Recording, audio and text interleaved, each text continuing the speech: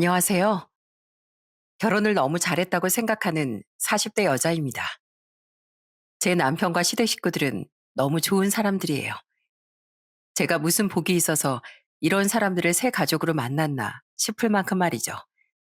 하지만 시댁엔 딱 한 명, 모두를 불행하게 만들던 사람이 있었는데 그 사람은 바로 시모였어요. 시댁 식구들뿐 아니라 저 또한 시모 때문에 크게 골치를 알아야 했는데요. 세상엔 인과응보라는 말이 있지 않습니까? 결국 시모는 식구들을 오랫동안 괴롭힌 대가를 치르게 됐어요. 그런 저희 시댁의 이야기를 잠시 시간을 내어 이야기해볼까 합니다. 저는 어렵지도 그렇다고 부자도 아닌 중산층 집안에서 나고 자랐어요. 아빤 한 중견기업의 임원까지 지내고 정년 퇴직을 하며 엄마와 저와 제 위의 오빠 그리고 제 여동생과 남동생까지 많은 식구를 모두 건사하셨죠. 대학을 졸업하고 사회인이 된 후 전 직접 차린 피부샵을 키우고 크게 성공시키느라 사남매 중 결혼을 가장 늦게 했습니다. 나이 40대 초반에 2살 어린 남편과요. 결혼은 조건이 다가 아니라지만 남편 될 사람이 너에 비해 너무 기우는 거 아니야? 부모님이 반대 안 하셔? 우리 부모님은 배경보단 사람의 인품이 중요하다고 생각하는 분들이라 괜찮아. 그리고 그 사람 조건 같은 거 보이지도 않을 정도로 정말 좋은 사람이야. 솔직히 남편은 집안도 가난하고 직업도 평범한 중소기업 직장인이었기에 결혼 당시 주변에선 우회라는 반응을 많이 보이더군요. 하지만 저는 잘 알고 있었어요. 남편의 심성은 억만금과 비교해도 부족하지 않을 정도로 곱고 선하다는 것을요. 또한 중소기업이긴 해도 한 회사를 10년이 넘게 꾸준히 다녀서 남편은 그 회사 내에서 입지도 탄탄했던 성실하고 존경스러운 사람이었어요. 저희 가족은 전혀 편견을 가지지 않고 그런 남편을 환영해 주었죠. 장모님, 제 선물은 마음에 드세요? 장모님께 잘 어울릴 것 같은 옷으로 정말 신중하게 고른 거예요. 마음에 들다마다 누구 선물인데? 그런데 어머, 자네, 수완 언제 배웠나? 장모님하고 더 잘 대화하고 싶어서 틈틈이 열심히 배웠습니다. 남편은 저희 집에 정말 잘했습니다. 특히 제가 20대 때 큰 사고로 인해 청력을 완전히 상실하신 엄마를 위해 열심히 수화를 배워 엄마를 놀라게 해드리기도 했죠. 엄만 후천적 장애를 입으셨기에 언어를 구사하는 일은 큰 무리가 없었는데 귀가 들리지가 않으니 다른 사람들의 말을 듣기 위해선 수화가 필요하셨거든요. 문서방, 자네 그러다 넘어지겠어. 나중에 얘기해도 되니까 앞 좀 보고 걸어. 그래도 바람에 흔들리는 나뭇잎 소리가 얼마나 아름다운지 새들은 얼마나 지저귀고 있는지 바로바로 장모님께 말씀드리고 싶은걸요. 조심히 걷고 있으니까 걱정 마세요, 장인어른. 아휴, 우리 큰 사이랑만 있으면 내가 눈으로 소리들을 다 듣고 있는 느낌이라니까. 어쩜 사람이 이렇게 다정할까? 어, 문서방, 괜찮나? 여보, 괜찮아? 아휴, 그러니까 우리 아빠 말 좀 듣지.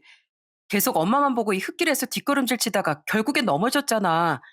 어디 봐, 다친 데는 없어? 물론 제 여동생의 남편인 제부도 좋은 사람이었지만 엄만 제 남편만 보면 한바구음을 지으셨어요. 남편은 늘 엄마의 뒤나 옆보단 앞에 마주보고 서서 엄마에게 주변 소리를 설명해 드리길 좋아했어요.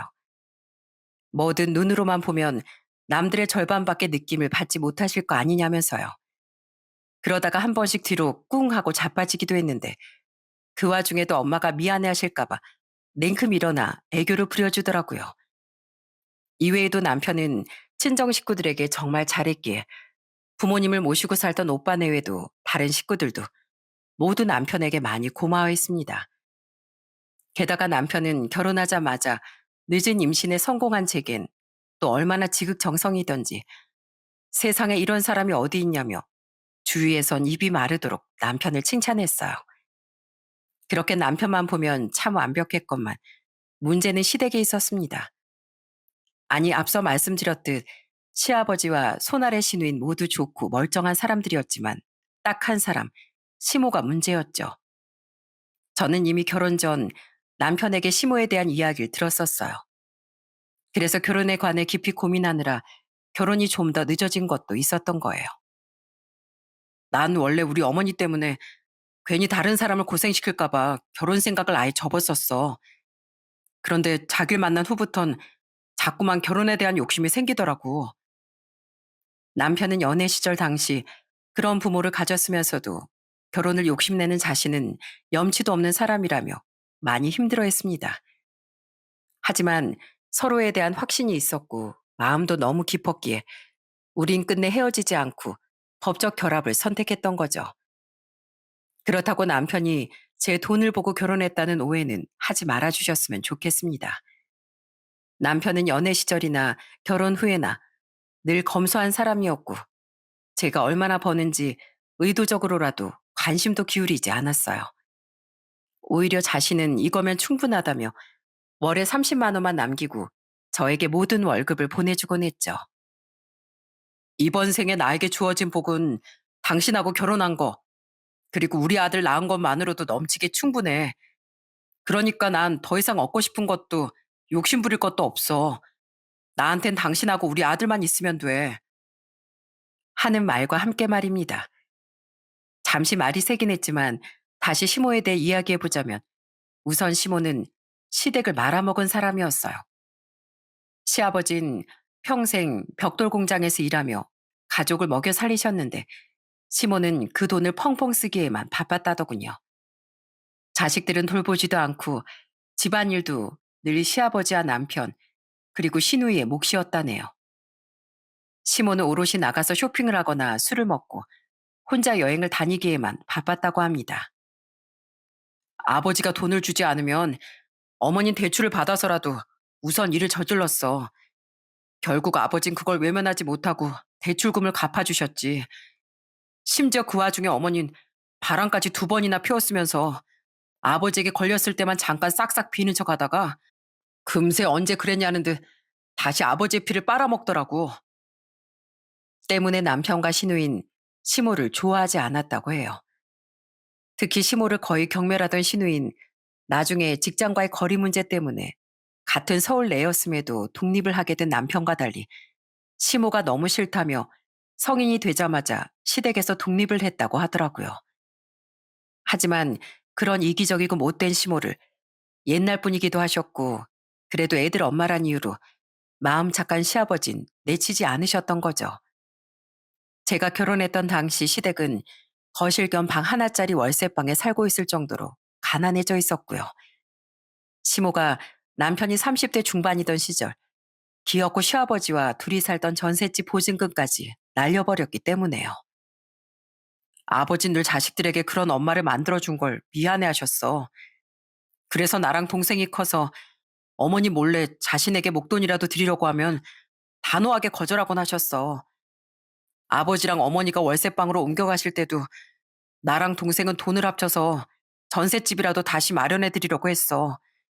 어머니 때문이 아니라 아버지가 너무 불쌍했거든. 근데 아버진 그것마저도 극구 거절하셨던 거야. 시아버진 시모 때문에 자식들까지 힘들게 할 수는 없다며 절대 남편과 시누이의 도움을 받지 않으셨다고 하더군요. 힘들게 모아놓은 돈을 자신에게 주면 너희들은 무슨 돈으로 결혼을 할 거냐면서요. 때문에 남편과 시누인 어쩌다 한 번씩 억지로나마 시아버지께 용돈을 지어드리는 것밖에 그동안 할 수 없었다고 하더라고요. 시아버진 제가 결혼할 당시 저를 불러서도 비슷한 당부를 하셨습니다. 정배에게 우리 집안에 대한 이야긴 얼추 들었다고 들었다. 아가, 부끄럽지만 내 단도직입적으로 말하마. 내 안 사람은 내가 선택한 내 업보이니 속이 터지고 화가 나도 내가 책임지고 있는 거다. 사실 내 안 사람이 고작 나이 20에 5살 많은 나한테 시집와서 이르게 애까지 낳고 사느라 고생을 많이 했어. 그 생각 때문에 더더욱 난 내 안 사람을 내치지 못했던 거란다. 시아버진 부끄러우셨는지 얼굴을 붉히셨지만 그래도 멈추지 않고 말씀을 이으셨어요. 하지만 여태까지 그랬듯 난 그 책임을 절대 자식들에게 물려줄 생각은 없어. 우리 애들에겐 이미 그런 엄마를 줬다는 사실 자체로도 상처를 준 셈이잖니. 그러니까 아가, 너도 결혼하면 시댁에 잘할 생각은 일절하지 말고 네 시애미가 돈을 요구한다고 한들 절대 주지도 말거라. 알았지? 그저 넌 우리 정배랑 둘이서만 잘 살아다오. 이런 집안임에도 불구하고 우리 아들과 결혼해줘서 진심으로 고맙다가. 시아버진 평생 부모 때문에 자식들이 결혼하지 못하면 어쩌나 걱정했다며 끝내 제 손을 잡고 눈물까지 터뜨리셨습니다. 시아버진 그렇게 책임감도 강하고 선한 분이었어요. 딱 남편과 판박이 같은 분이었죠. 그리고 결혼 후에도 시아버진 제게 한결같이 고마워하며 저를 끔찍이 아껴주시곤 했어요. 어머, 아버님, 저희 피부샵 앞까진 어쩐 일이세요? 자, 봤거라. 이거 오렌지다. 내가 오늘 퇴근을 좀 일찍 했는데 저번에 정배가 전화로 요즘 네가 오렌지를 그렇게 좋아한다던 말이 생각나더라고. 임신한 우리 며느리 생각이 나서 내 그냥 집에 갈 수가 있어야지. 더 좋은 걸 해주고 싶다만 이런 비닐봉다리에 과일밖에 못 담아줘서 미안하구나. 이것만 주려고 여기까지 오셨다고요? 감사해요, 아버님. 그냥 제가 사 먹어도 되는데. 잠깐 기다리세요. 저 하던 것만 마무리하고 우리 같이 퇴근해요. 제가 아버님께 맛있는 저녁 사드릴게요. 아니다. 됐다. 부모가 돼서 더 해줘도 모자랄 판에 뭘 얻어먹니? 자, 이거 바꿔라. 이 시애비가 필요가 없이 살아도 며느리 맛있는 거 사 먹으라고 쥐어줄 용돈 정도는 번다. 이걸로 나랑 말고 정배랑 맛있는 거 사 먹어. 늘 고맙다 우리 며느리. 아버님, 아이 참 기다리시라니까. 아버님. 시아버진 월세를 사시는 형편에도 한 번씩 시모가 보지 않을 때 남편이 아닌 제게 용돈을 주시곤 했습니다. 제가 임신했을 땐 제 피부샵 앞까지 찾아와 저 줄 먹거리나 용돈을 주곤 도망치듯 돌아가기도 하셨죠. 그러면서 제가 용돈이라도 드리려고 치면 어떻게든 거절할 구실을 찾으시고 용돈을 받지 않으시니 선물이라도 사다 드리면 감동이라며 눈가를 붉히시곤 했어요. 고마워요, 새언니. 저랑 오빠야 우리 아빠니까 엄마를 참고 계속 집에 찾아온다지만 새언니 사실상 원래 남이었잖아요. 그런데 매번 저희 아빠를 이렇게 위해 주시고 저희 엄마도 참아주셔서 제가 새언니만 생각하면 너무 감사하면서도 죄송해요. 이거 제가 저번에 출장 때문에 일본 갔다가 사온 화장품이에요. 언니 쓰세요. 아유, 아가씨. 아가씨는 자기 건 돈 아낀다고 잘 사지도 않으면서 왜 제 걸 이렇게 비싼 걸로 사오셨어요. 그리고 감사는 오히려 제가 해야죠. 아버님이 저한테 너무 넘치게 잘해주시니까 저도 아버님께 더 잘하고 싶어지는 거잖아요. 제게 잘해준 건 신우이도 마찬가지였습니다. 비록 자주 만나지 못해도 신우이는 저와 마주칠 때마다 제게 고마워하고 미안해했어요. 게다가 어딜 가면 꼭 남편 선물은 잊어도 제 선물은 잊지 않고 사다 주던 그 마음씨가 얼마나 고마웠는지 몰라요. 그리고 그 좋은 사람들의 틈바구니에서 역시나 제 마음에 가끔씩 먹구름이 끼게 했던 건 시모였죠. 우리 며느리, 오늘 점심은 뭐 먹었니? 난 그냥 대충 라면으로 때웠는데 김치찌개 먹었어? 돈 잘 버는 피부샵 사장님이 좋은 것 좀 먹지 그랬어. 며느라, 오늘은 하늘이 구름 한 점 없이 너무 예쁘구나. 부디 오늘도 좋은 하루가 되길 바란다. 며느리 사랑은 시어머니인 거 알지? 시모는 제가 결혼한 후 처음엔 제게 굉장히 친한 척을 했어요. 제가 일을 하건 말건 시도 때도 없이 자주 전화를 해서 통 끊질 않더니 아침마다 좋은 하루를 보내라며 그 끝엔 꼭 자기처럼 좋은 시어머니가 없다는 말도 덧붙이더라고요. 그러더니 한 번은 여자들끼리 밥을 먹자며 퇴근 후 절 불러내기도 했어요. 퇴근 직전에 저희 가게 근처로 와 있다는 시모의 연락을 받았던지라 전 얼떨결에 시모를 만나러 나가게 됐죠. 여기서 제일 비싼 스테이크랑 파스타 2개씩 주시고요. 와인, 여기 30만 원짜리로 주세요. 2병. 아유, 내가 사는 거니까 많이 먹거라, 얘야. 그날 시몬은 왜인지 자신이 밥을 사주겠다며 굉장히 비싼 레스토랑에 절 데려가더군요. 그리고는 정말 비싼 메뉴들과 와인까지 잔뜩 시키더라고요. 대체 무슨 돈이 있어서 이러나 싶었지만 역시나 시몬은 저보다 먼저 계산대 앞에 가 있더니 뒤늦게 나오던 절 보고 이러는 겁니다. 아이쿠, 내 정신 좀 봐. 내가 글쎄 지갑을 두고 왔지 뭐니. 미안한데 아가, 이건 네가 계산해 줄래?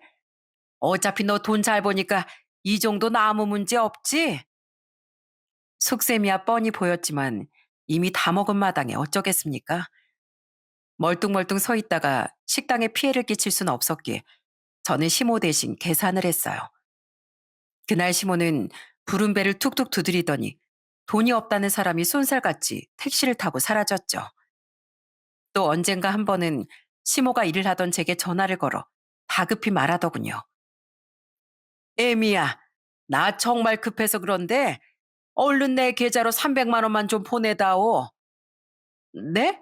갑자기 그 큰 돈을요? 무슨 일이신데요? 아이 참 뭘 이유를 물어. 내가 정말 급하다니까. 보내드릴 수야 있지만 제가 이유는 알아야죠. 하도 급해 보이기에 저는 시모가 무슨 사채꾼에게라도 쫓기나 싶었습니다. 그런데 제 최근에 돌아온 시모의 대답은 황당하게 이를 데가 없더라고요. 내가 지금 백화점에 오랜만에 구경을 왔는데 딱 내가 들으면 찰떡일 것 같은 가방이 있는 거야. 근데 이게 지금 딱 하나 남았다지 뭐니. 네 시애비가 저번에 내가 뭘 좀 사드렸더니만 내 카드를 다 막아버려서 내가 지금 돈 나올 구멍이 없다. 그러니까 다른 사람이 채가기 전에 얼른 돈 좀 보내줘라. 너한테 그 정도는 돈도 아니잖아. 어머님, 300이 돈이 아닌 사람이 어딨어요. 제가 돈을 잘 번다고 하지만 그렇다고 재벌도 아니고 저도 한 푼 한 푼 정말 힘들여서 버는 거예요. 그리고 그런 저도 몇백이나 하는 가방을 몇 개 있지도 않고 사더라도 몇 날 며칠을 고민해서 신중하게 사고요. 그런데 돈도 안 버시는 어머님이 예쁘다는 이유로 몇백짜리 가방을 턱턱 사신다뇨. 그것도 어머님 돈도 아닌 돈으로. 죄송하지만 저는 그 돈을 못 보내드릴 것 같아요. 그나마 저와 남편 신우이가 챙기던 생일 선물로 사달라고 해도 부담스러운 그 비싼 명품백을 시모는 마치 저에게 맡겨놓은 사람처럼 사달라고 말하는 겁니다. 그러자 시모는 기분이 상했는지 아무런 대답도 없이 전화를 끊어버리더라고요. 그 뒤로도 시모는 몇 번 더 제게 돈을 요구했지만 전 그럴 때마다 정중히 거절을 했죠. 이렇게 돈 요구뿐 아니라 시모는 제 피부샵에 연락도 없이 찾아와 당연한 듯 무료로 관리를 해달라고 요구하기도 했어요. 원래 이렇게 약속 안 잡고 오시면 곤란한데 오늘 마침 예약 손님 한 분이 직전에 취소를 하셨네요. 이쪽으로 오세요, 어머님. 제가 직접 관리해 드릴게요.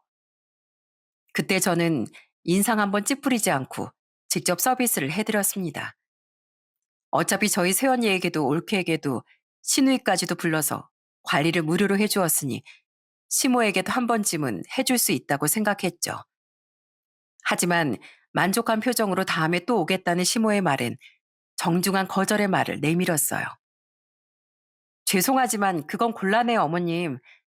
오늘이야 처음이고 마침 시간도 비었으니 며느리 된 도리로 해드린 거지만 다음엔 안 돼요. 저희 샵엔 늘 예약이 꽉꽉 차 있고 이건 제 생계수단이기도 해서요.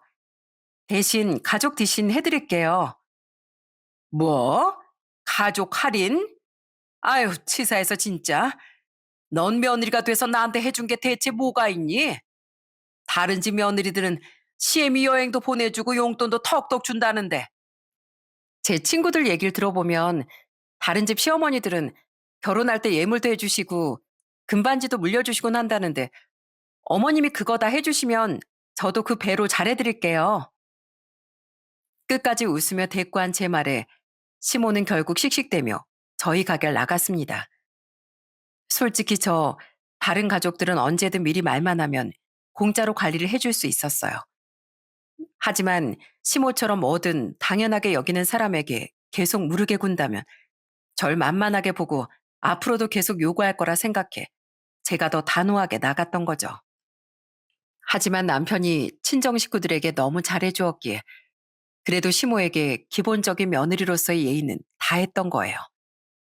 어머니, 저랑 동생한텐 이제 체념해서 돈이고 뭐고 욕을 안 하시더니 이제 목표가 제 아내로 바뀌신 거예요? 대체 언제까지 가족들을 불행하게만 만들 작정이세요? 또 한 번 저희 집사람한테 뭐 요구하시면 저 정말 가만히 안 있어요? 남편은 제게 시모에 대한 이야기를 들을 때면 늘 미안해하며 시모에게 전화해 화를 냈습니다. 시아버지 또한 시모가 한 짓을 들은 후엔 늘 시모를 대신해 제게 전화해서 사과를 해주셨죠. 미안하다, 에미야. 내가 단도를 한다고 하는데 그 망아지 같은 여편 내가 왜 자꾸 네 옆을 기웃거리는지 원. 정말 내가 면목이 없구나. 내가 너한테 용돈 좀 보냈거든. 기분 언짢을 텐데 그걸로 맛있는 거라도 꼭 사 먹으렴. 아휴, 아버님, 저 진짜 괜찮아요. 어머님 때문에 아버님 돈도 없으실 텐데 왜 자꾸 저한테 용돈을 보내주세요. 그게 부모된 마음이야. 받는 게 아니라 하나라도 더 주고 싶은 거. 그러니까 내 성의를 봐서라도 돌려보내지 말거라. 이런 좋은 분이었기에 저도 그리고 남편과 시누이도 시모가 싫어도 시아버지를 뵈러 꾸준히 시댁에 갔던 겁니다. 심지어 시아버진 절대 자식들에게 짐이 되지 않겠다며 예순이 훌쩍 넘은 나이에도 계속 벽돌 공장을 다니셨어요. 공장에 사람이 없어 정년 퇴직할 나이가 넘었음에도 불구하고 시아버진 계속 일을 하실 수 있었던 거죠. 그런데 제가 결혼한 지 3년 뒤 그런 시아버지께 큰 사고가 일어났어요. 아버지, 그러니까 그 힘든 공장 일 좀 그만두라고 몇 번이나 말씀드렸잖아요. 일이 힘든 만큼 공장이 돈을 많이 준다면서 고집을 부리시더니 이게 뭐예요? 여보, 가뜩이나 아버님 속상하실 텐데 언성 좀 낮춰. 죄송해요, 아버님. 이 사람이 속상해서 그러는 거 아시죠? 너무 서운해하지 마세요. 그건 그렇고 그래도 치료만 잘 받으면 걷는 데 무리가 없을 거라니까 정말 천만 다행이에요. 당시 연세가 67이었던 시아버진 일을 하다 허리를 크게 다치셨습니다. 공장에서 산재 처리를 해주었고 다행히 치료와 재활을 열심히 받으면 보행에 문제는 없을 거라고 병원에서 말을 했지만 시아버진 긴 시간을 병원에 입원해 계셨어야 했어요. 그리고 시아버진 이후로도 허리를 많이 써야 했던 공장 일을 지속하긴 힘들어 원치 않는 퇴직도 하셔야 했죠. 에휴, 여보, 당신 진짜 태어나고 나서도 일 다시 못해? 그럼 우리 집 월세는, 내 생활비는 지금 당신 입원하고 나서부터 월세방 보증금도 쭉쭉 까이고 있는 거 알지? 당신 일을 못하니까 월세 못 내서 아유 이제 어떡해. 그렇게 병실 침대 누워만 있지 말고 어떻게 좀 해봐. 예, 정배야, 애미야. 이제 앞으로 너희들이 우리한테 생활비 좀 주고 월세도 내줘라. 어? 시끄러워 당신. 남편이 이렇게 누워있는데 와서 간병도 잘 않고 싸돌아다니기만 하는 사람이 무슨 염치로 애들한테 돈까지 욕을 해? 당신 나이 이제 고작 62이야. 그 젊은 나이에 돈이 없으면 나가서 벌어올 생각을 해야지. 언제까지 누구한테 기생할 생각만 하는 거야? 그때 시모는 뭐가 그리 바쁜지 병원에 잘 오지도 않더군요. 저는 남편과 시누이보다 먼저 나서서 낮엔 직접 간병인을 고용해 시아버지의 불편을 덜어드렸고 저녁엔 남편과 시누이, 저 이렇게 셋이 번갈아 가며 시아버지를 간병했어요. 그런데 그 와중에도 시모는 어쩌다 한 번씩 시아버지를 찾아올 때마다 돈 타령만 해대더라고요. 처음엔 시아버지와 남편과 시누이가 화를 내니 보고만 있었는데 나중엔 부하가 치밀어 저도 시모에게 화를 내고 말았어요. 평생 아버님이 벌어오신 돈으로 호강하고 사셨으면서 어떻게 아픈 아버님한테까지 돈 타령만 하실 수가 있어요.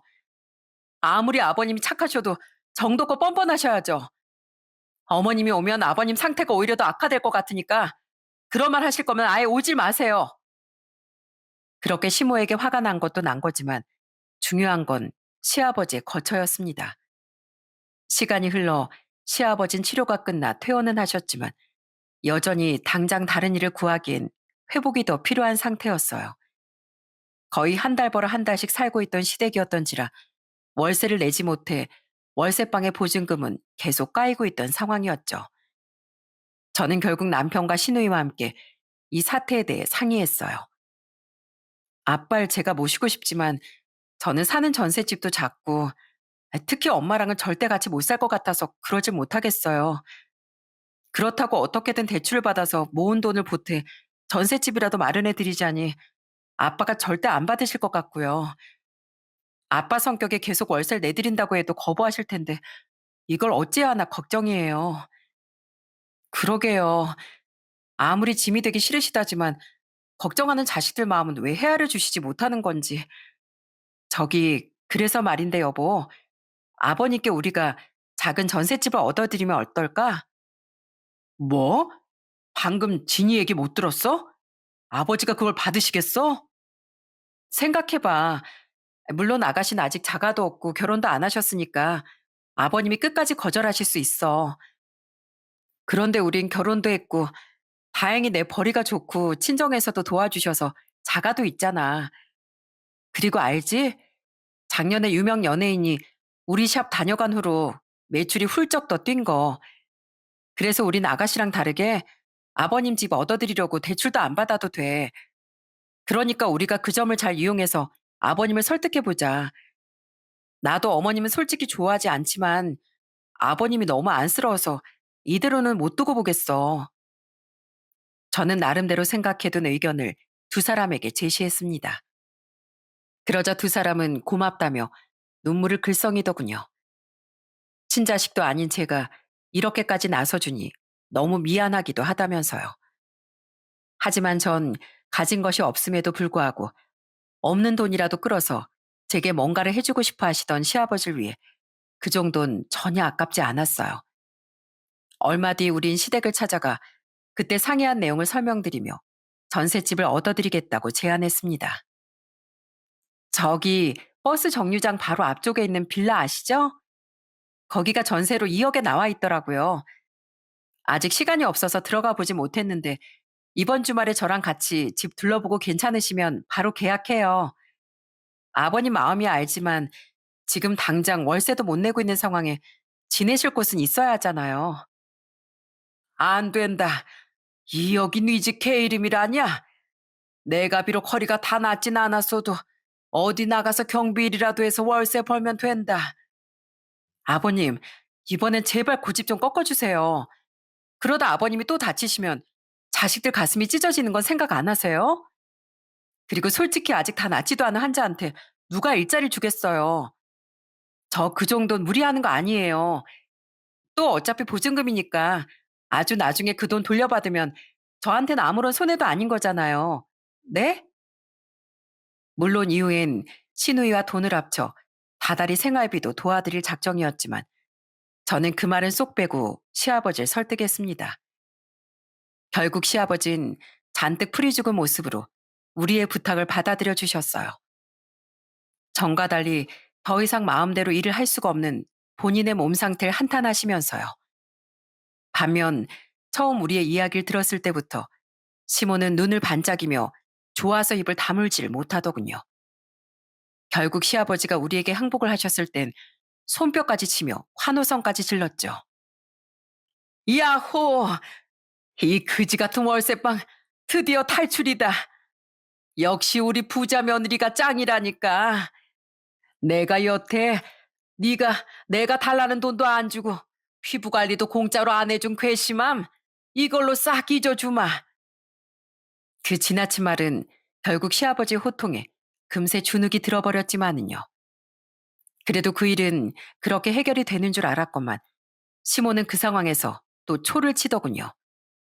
시댁을 다녀온 다음 날 시모는 아침부터 일을 하고 있던 제게 전화를 걸어 황당한 소리를 해대더라고요. 예, 애미야. 내가 어젯밤에 곰곰이 생각해 봤는데 솔직히 내가 이 나이에 또 전셋집을 전전하는 건 좀 아니지 않니? 네? 나도 이젠 그런 보잘것없는 빌라 전세 말고 그 빌라 옆에 큰 아파트 단지 있는 거 알지? 그런 좋은 집에서 말년을 보내고 싶구나. 전세 말고 당당히 차가로 말이야. 내가 아까 부동산에 슬쩍 물어보니까 그 아파트 방 3개짜리 집 시세가 7억 정도 한대. 지금 마침 매물이 있다네. 그래도 서울 외곽인 지역이라 서울치고는 싼 편 아니니? 7억에 아예 자가를 마련해 달라고요? 어머님, 저희 집도 7억 발끝도 못 미치는 판에 어떻게 그만한 집을 덜컥 구해드려요. 그리고 저 그만한 돈도 없어요. 너 돈 잘 벌잖아. 벌이가 크면 그만큼 대출도 잘 나오는 거 아니야? 대출 받아서 사주면 되지. 어차피 몇 억을 받든 너 정도면 금세 갚을 수 있잖아. 내가 그 집만 사주면 진짜로 그동안 너한테 서운했던 거 다 잊어주마. 아, 근데 네 시아버지가 일 못할 동안 생활비는 넉넉히 챙겨줄 거지? 내가 아니라 네 시아버지를 위해서 말이야. 너희들 난 못마땅해 해도 그 영감은 끔찍하게 생각하잖아. 뭐 아예 평생 줘도 좋고. 죄송한데 어머님, 이건 과해도 너무 과한 요구예요. 그리고 솔직히 저희는 어머님 말대로 아버님을 위해서 해드리는 건데 아버님은 아무 말씀 안 하시는 마당에 왜 어머님이 나서서 그런 말을 하세요? 생활비도 드리든 말든 그건 제 선택이니까 어머니께서 왈가왈부하실 말은 아닌 것 같네요. 전 거절 말곤 더 이상 아무 할 말 없으니까 이만 끊겠습니다. 시모는 이때다 싶었는지 아예 저에게 대출까지 받아서 7억짜리 아파트를 사달라고 하더군요. 그 황당한 말에 저는 혀를 내두르며 단번에 거절을 내뱉었습니다. 그러자 시모는 그날 쉬지 않고 제게 전화를 다시 걸어댔어요. 어차피 내용은 뻔할 테니 전 일을 하느라 그 전화를 받지 않았는데 피부샵 번호로까지 전화를 걸어 저를 찾아대는 통에 열불이 터지더라고요. 결국 전 피부샵으로까지 전화를 건 시모에게 소리를 빽 질렀습니다. 대체 왜요? 네? 너 왜 내 전화를 안 받아? 부동산 여자한테 다시 물어보니까 그 집 계약하려는 사람이 있다는데 그 7억짜리가 나와 있는 그 아파트 매물 중에선 제일 저렴하게 나온 거래. 그래서 한시가 급하다고. 넌 네 시애빈 그렇게 끔찍하게 챙기면서 왜 내 말을 무시해? 어? 내가 정벨 낳은 엄마야, 엄마. 그런 며느리 너도 응당 나한테 은혜를 갚아야지. 낳았다고 다 감사한 부모인가요? 제가 이렇게까진 진짜 말씀 안 드리려고 했는데 어머님이 제 남편이랑 아가씨가 자라는 동안 엄마 노릇을 몇 번이나 하셨어요. 매번 부모 역할을 아버님께 다 떠넘기고 어머님은 집안 말아먹고 바람 피우기에만 바쁘셨잖아요. 그런 어머님한테 원래 생판 남이었던 제가 무슨 은혜를 갚아야 하는데요? 싫어요. 싫다고요. 행여나 그 7억이 정말 제 수중에 현금으로 있대도 절대 싫어요. 저는 소리를 지른 뒤 전화를 냅다 끊어버렸습니다. 그리고 또 전화가 걸려오면 절대 가만히 있지 않겠다고 별렀는데 다행히 전화는 다시 오지 않더라고요. 이제야 포기했나 싶었더니 그건 제 착각이더군요. 2시간 뒤쯤 시모는 아예 저희 샵에 2발로 쳐들어왔거든요. 이야, 백규정. 너 우리 가족이 날 좀 무시한다고?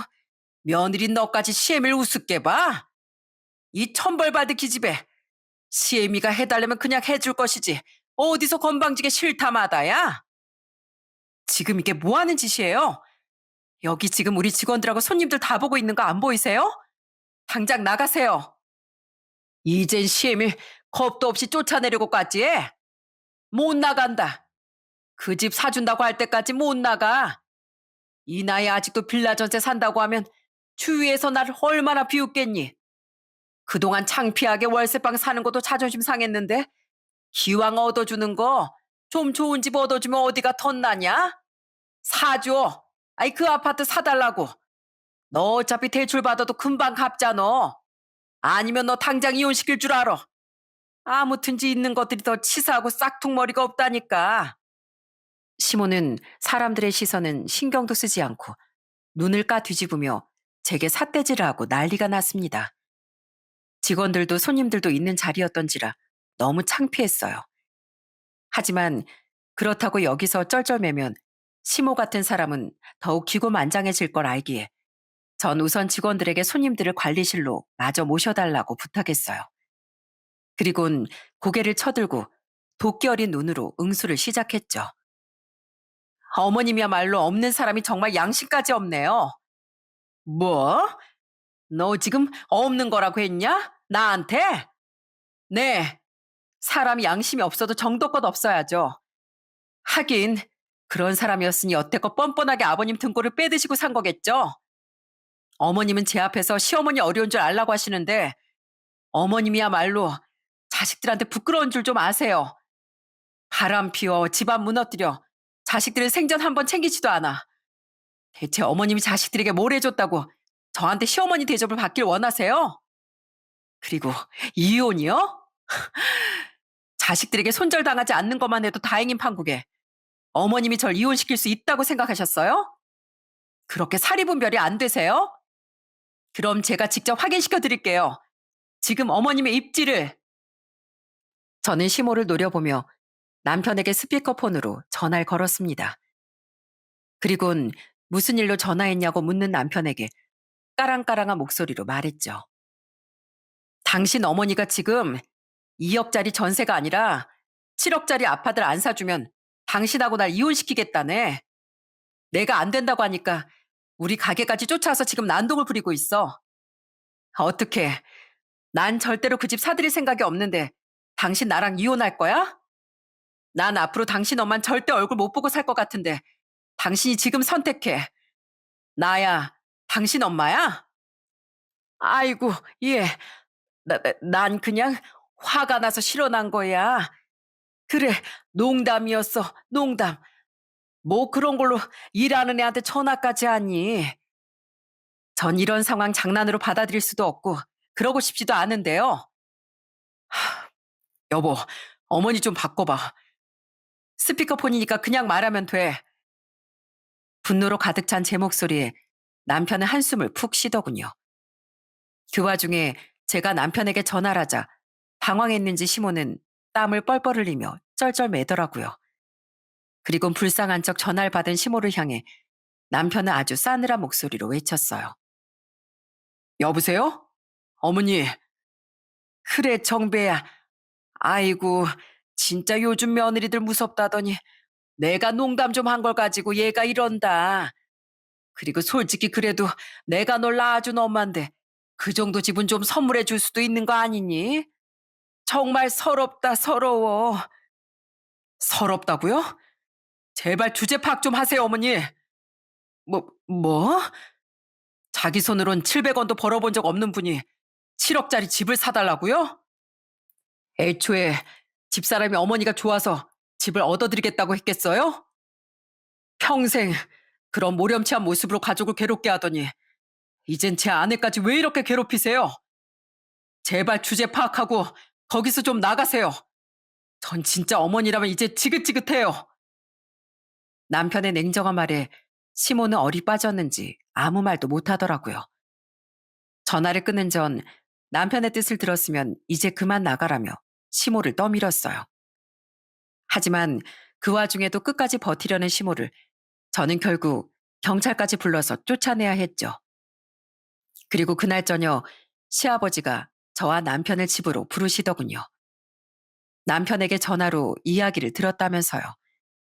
그 옆엔 잔뜩 뾰로통한 표정의 시모가 앉아 있었는데 시아버지의 말에 시모의 표정은 서서히 흑빛으로 변하고 말았습니다. 미안하다, 에미야. 내가 직접 널 찾아가서 이 사람 행동을 사과하고 싶었는데 내 허리가 아직 온전치 못해서 널 부른 걸 용서하거라. 내가 이 여편네 이미 혼쭐을 내놨다. 그리고 그 전셋집 얘긴 그냥 없던 걸로 하자꾸나. 월세 내가 어떻게 해서든 마련할 테니까 내 거처 문제는 더 이상 신경 쓸 필요도 없어. 내가 이 여편네 때문이라도 염치가 없어서 너에게 더더욱 도움은 못 받겠구나. 아주 나셨어. 맨날 자식들한테든 며느리한테든 쩔쩔매고 당신이 그러고도 부모야? 받을 건 정당하게 받을 줄도 알아야지. 에휴, 짜증나. 이 그지 같은 월세방에 또 처박혀 살게 생겼네. 이 집이 싫다고 그렇게 입 나올 필요 없어. 당신 어차피 이제 이 집에서 못 살 거니까. 난 당신에게 그동안 의리를 지킬 만큼 지켰고 참을 만큼 참아도 줬어. 내 한계는 여기가 끝이야. 나 당신이랑 이혼할 거라고. 뭐라고? 시아버진 그 자리에서 시모에게 드디어 이혼을 선언하신 겁니다. 그런 청천벽력 같은 일은 생각도 못 해봤는지 시모는 얼굴이 하얗게 질려 있었어요. 시아버진 현실 감각이 사라진 듯한 시모에게 따끔하게 소리치셨죠. 왜? 내가 당신이 무슨 짓을 해도 이혼 못할 줄 알았어? 나야 당신을 참고 살았다지만 난 자식들에게만큼은 어떻게든 피해 주지 않으려고 노력했어. 그런데 오늘 일 보니까 당신은 나뿐 아니라 당신 자식들까지 평생 불행하게 만들 사람이야. 오늘만 해도 당신 우리 정배를 이혼시킬 뻔했다고. 그리고 앞으로 만약 둘째가 결혼한다고 한들 똑같은 일을 벌이겠지. 난 더 이상 내 어줍지 않은 책임감 지키겠다고 내 자식들 불행하게 만든 일은 더 못해. 그러니까 이 집에서 당장 나가. 여보, 나야, 나. 꽃다운 나이 20살에 당신한테 시집와서 고생이란 고생은 다 한 나라고. 그런 나한테 어떻게 이렇게 매정할 수가 있어? 그것도 다 나이 들어서.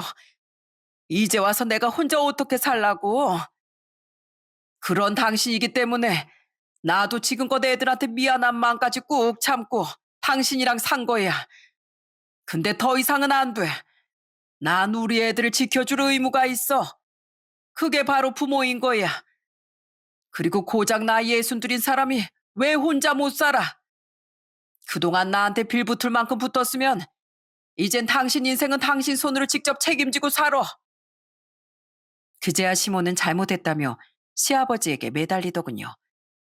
하지만 이미 굳은 결심을 한 시아버진 단호하셨어요. 시모는 지푸라기라도 잡는 심정으로 저와 남편에게까지 매달렸습니다. 애미야, 정배야, 니들 시아버지가 허리가 아니라 머리까지 다쳤었나 보다. 그 무른 양반이 그게 아니면 어떻게 나한테 이럴 수가 있다니. 정신 좀 차리라고 너희가 말려봐라. 어? 아니요. 제 생각엔 아버지가 이제서야 옳은 판단을 하신 것 같은데요. 솔직히 저도 동생도 어머니에게 오만정이 떨어진 지 오래였어요. 저도 이젠 아버지를 따라서 어머니와 인연 끊어버릴 겁니다.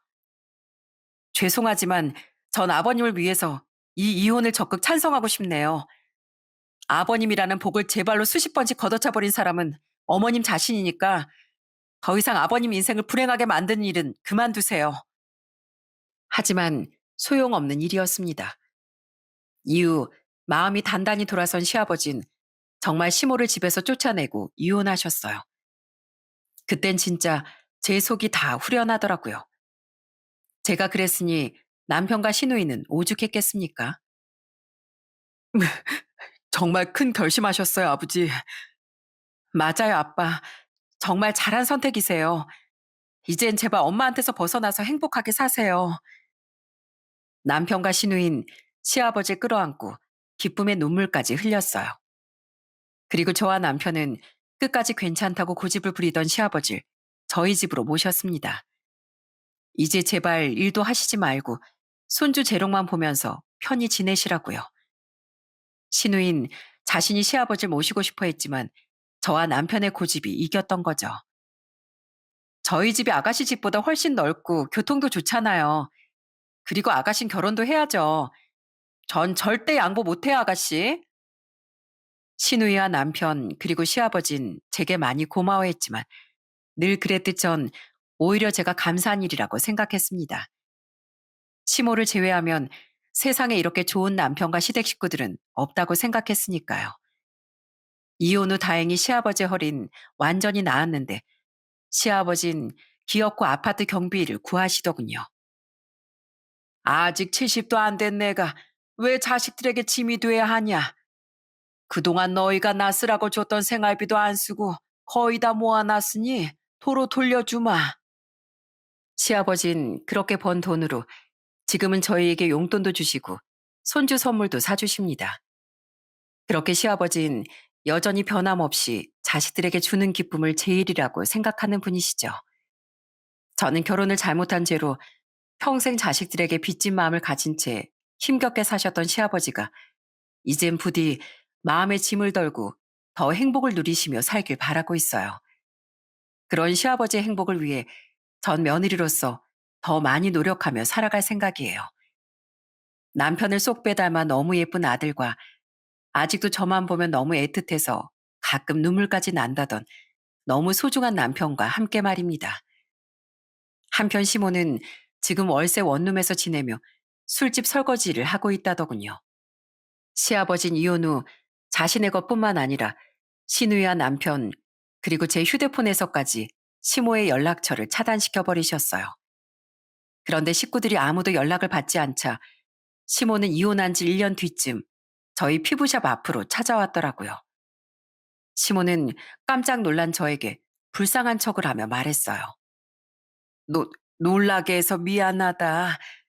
난 그냥 우리 애들이나 애들 아버지에게 찾아가면 날 사람 취급도 안 할 것 같아서 널 찾아온 거야. 그때 저는 시모에게 이야기를 듣고 시모의 근황을 알게 됐던 거예요. 그리고 시모가 절 찾아온 이유는 결국 돈이었습니다. 그 와중에 시모는 또 명품을 사들이려 카드를 긁어댔다가 카드값도 연체되고 월세도 못 내고 있다고 하더라고요. 더도 말고 덜도 말고 딱 다달이 100만 원씩만 주면 안 되겠니? 진짜 나이 64세 내 신세가 너무 처량하구나. 네가 보기에도 불쌍하지 않니? 이 나이에 남편하고 자식들에게 버림받고 폼 안 나게 술집 설거지나 하면서 월세 살고 있는 내가 말이다. 하나도 안 불쌍한데요. 아버님은 어머님 연세에도 어머니 먹여 살리겠다고 힘든 벽돌 공장 일을 다니셨는데 저는 그런 아버님이 훨씬 안쓰러워요.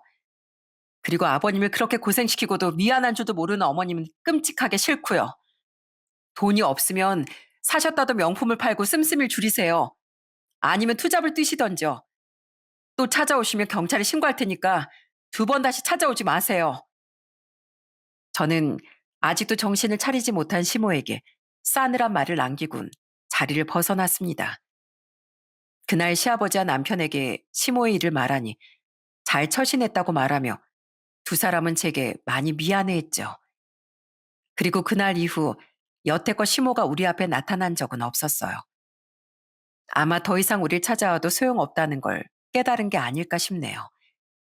이렇게 시아버지에게 들러붙어서 골수를 빼먹던 시모는 처량한 노후를 살게 됐고 평생 가족을 위해 노력하며 살아온 시아버진 자식들 곁에서 조금은 편안한 시간을 보내시게 됐습니다.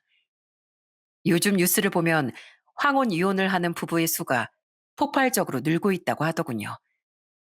다는 아니겠지만 아마 그분들 또한 저희 시아버지와 시모와 같은 경우가 많지 않을까 싶어요. 이혼에 대한 인식이 부정적인 시대를 살아왔으니 쉽게 이혼하지 못하는 배우자의 마음을 이용해 잘못을 고칠 생각은커녕 더욱 이기적으로 굴다가 제 시모처럼 이혼을 당하는 경우 말입니다. 요즘은 100세 시대인데다 참고 사는 것만이 미덕은 아닌 시대가 됐으니까요. 세상은 내가 이기적이고 제멋대로 구는 한 언제까지나 내게 관대하지 않다는 말을 이 사연의 마지막에 꼭 덧붙이고 싶습니다. 그러니 더 늦기 전에 제 시모 같은 분들이 있다면 하루빨리 반성하고 배우자께 진심으로 용서를 구하시길 바랍니다. 그 사과를 상대방이 받아들이지 않고 결국 이혼에 이를지라도 그건 남은 생 동안 평생 여러분이 짊어지고 살아야 할 숙제일 테니까요. 그 마지막 숙제마저 외면한다면 그 끝은 제 시모보다 더욱 처량하리라고 감히 예상해 봅니다. 세상엔 업보라는 말이 존재하기 때문에 말이죠. 전 여기서 이만 제 이야기를 마치겠습니다. 제 긴 사연 들어주셔서 감사드립니다.